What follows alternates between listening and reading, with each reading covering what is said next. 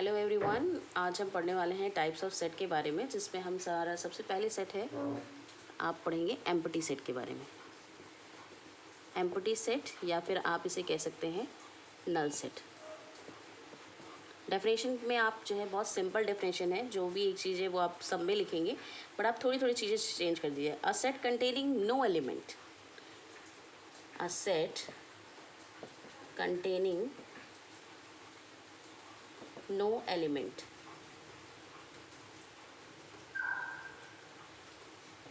Is called empty set. For example ले लीजिए, representation क्या होगा? इट इज़ रिप्रेजेंटेड बाय आप इसको रिप्रेजेंट करने के लिए सिर्फ करली ब्रैकेट लगा दीजिए, उसके अंदर कुछ भी मत लिखिए। तो ये क्या रिप्रेजेंट कर रहा है? एम्प्टी सेट को रिप्रेजेंट कर रहा है। तो ऐसा सेट जिसमें एक भी एलिमेंट ना हो, वो सेट क्या कहलाता है? एम्प्टी सेट कहलाता है। इसको रिप्रेजेंट करली ब्रैकेट से किया जाता है, या फिर आप इसको ऐसे फाई से रिप्रेजेंट कर सकते हैं। ये भी एक इसका सिंबल है, आप ये बना दीजिए या फिर ये लिख दीजिए। लेकिन कभी भी करली ब्रैकेट के अंदर फाई लगाएंगे तो ये गलत है, ठीक है? ये एम्प्टी सेट नहीं कहलाता है। या तो आप दोनों में से कोई नोटेशन यूज़ करिए, या तो करली ब्रैकेट या फिर फाई, ठीक है? ये रिप्रेजेंटेशन है आपका एम्प्टी सेट का। तो कोई भी सेट जिसमें एक भी एलिमेंट ना हो, वो सेट आपका एम्प्टी सेट कहलाता है। Second is your singleton set. नाम से ही आप बहुत सारे सेट के बारे में जान जाएंगे। Singleton set means, single means होता है अकेला, ओके? तो a set containing at least one element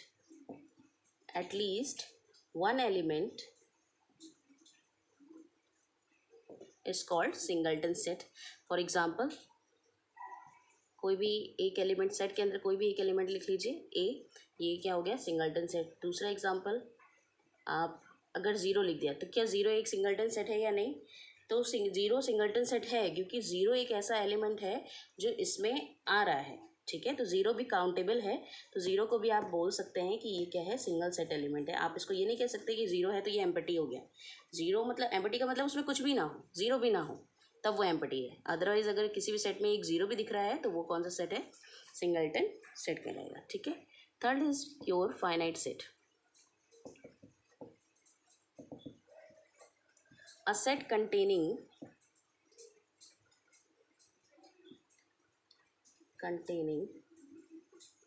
countable number of element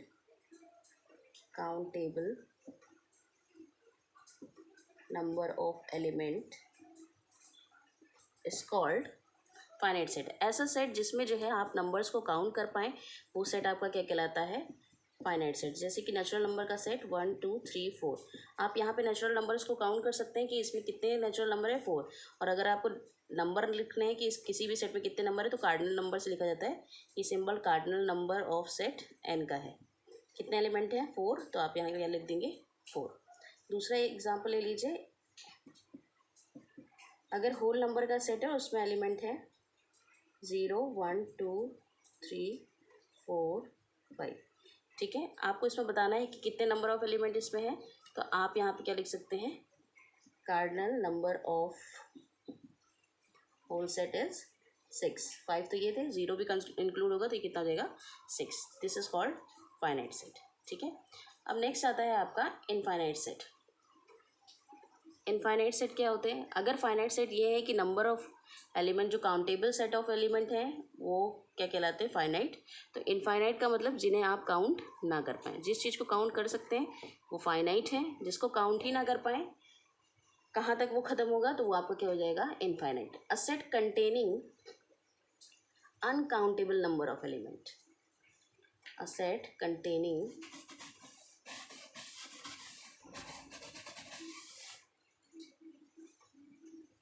a set containing uncountable number of element is called finite set। वो क्या कहलाता है? finite set। एग्जाम्पल के तौर पे आप ले लीजिए, for example, set of parallel line passing through one point.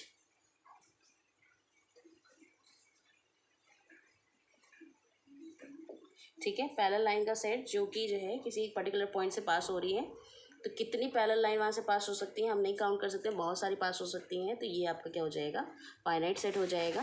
Then next is your, आप इसमें और भी एग्जांपल्स ले सकते हैं, जैसे कि आप ले लीजिए set of all point on arc और ऑफ अ सर्किल, इनफाइनाइट होता है, ठीक है। या फिर आप set of all point of line segment is an infinite, मतलब एक पॉइंट से कितनी लाइन जा सकती हैं, पास हो सकती हैं, ये भी इनफाइनाइट नंबर ऑफ लाइन है, एक पॉइंट से कई सारी लाइन जा सकती हैं,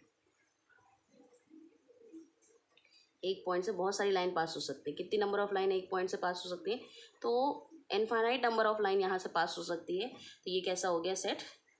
तो आप लाइन का नाम दे सकते हो ना कि L1 line, L2 line, L3 line, तो अगर आप जो है लिखना शुरू करेंगे तो वो एंड ही नहीं होगी, L1 L2 L3 dot dot dot dot बढ़ती चली जाएगी। तो ये कैसा सेट है आपका, ये इनफाइनाइट है, जहाँ पे आप नंबर ऑफ एलिमेंट काउंट नहीं कर सकते, वो इनफाइनाइट सेट होता है, ठीक है। Next is your equal set. Equal set क्या होता है, इक्वल मतलब बराबर, ठीक है। तो इसमें क्या चीज़ बराबर होती होगी, या नंबर ऑफ एलिमेंट बराबर होते होंगे, या नंबर ऑफ एलिमेंट सेम होते होंगे, क्या होता होगा इसमें, ठीक है। तो दो सेट अगर इक्वालिटी दिखानी है तो हमेशा आप दो सेट्स के बारे में बात करेंगे, ठीक है। तो यहाँ पे देखिए ये कैसे हम लिख सकते हैं, a set A and B are set to be equal, ये इक्वल कहलाएंगे if they have exactly same element, same element.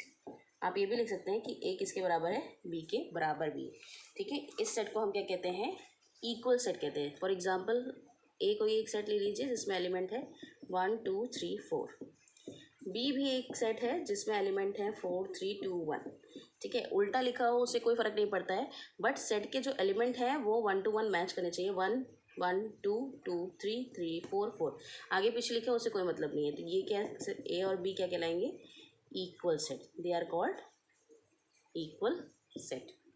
Now the next one is, बहुत बार पूछा जाता है कि इक्वल और इक्विवेलेंट में डिफरेंस क्या है। इक्वल सेट के बाद हम उसी को डिस्कस करने जा रहे हैं कि इक्विवेलेंट सेट। इक्विवेलेंट सेट क्या होता है उसको देखिए, दोनों में डिफरेंस क्या है उसको भी पता करते हैं। इक्विवेलेंट सेट, ये दोनों इक्विवेलेंट का मतलब अलग होता है और इक्वल सेट का मतलब अलग होता है। उसमें नंबर ऑफ एलिमेंट सेम होने चाहिए, लेकिन इसमें नंबर ऑफ एलिमेंट सेम होने से मतलब नहीं है, जितनी क्वांटिटी है वो सेम होनी चाहिए, ठीक है। तो a set A and B is said to be equivalent. कोई भी नंबर ऑफ सेट क्या है, इक्विवेलेंट सेट कब कहलाएगा, if they have, if they have exactly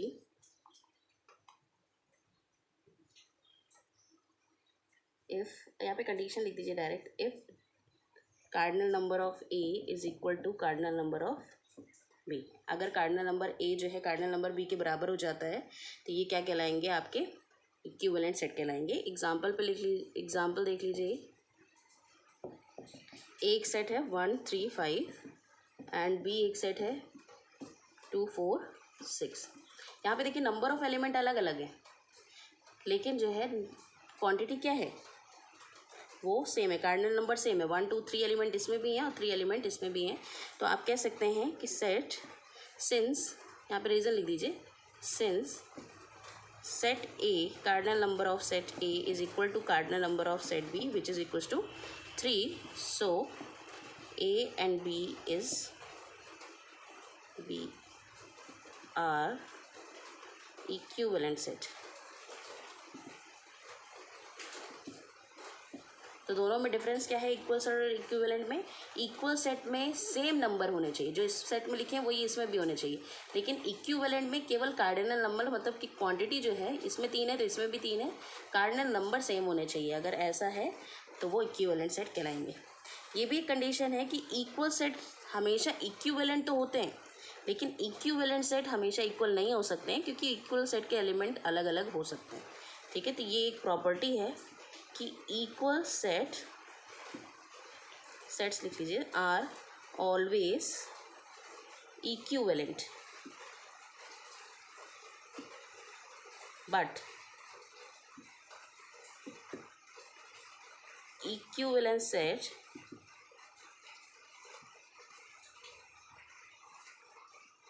need not to be equal, are not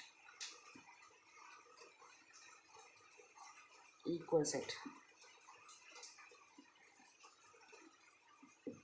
ठीक है, इक्वल तो इक्विवेलेंट हो सकता है, लेकिन इक्विवेलेंट इक्वल नहीं हो सकता है.